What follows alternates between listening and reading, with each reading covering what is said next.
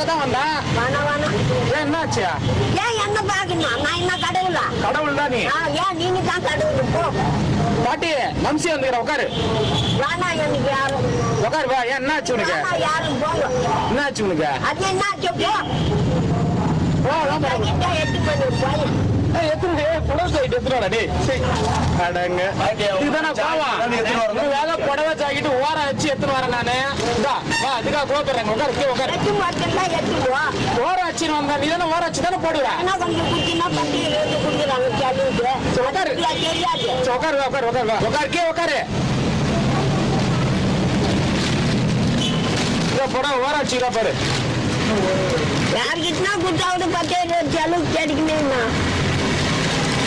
10,000 600 புடவை வந்து உனக்கு 10-20 செலவு கிடைக்குது. என்னத்துக்கு போய் யார் போட்டா என்ன டீ போட்டு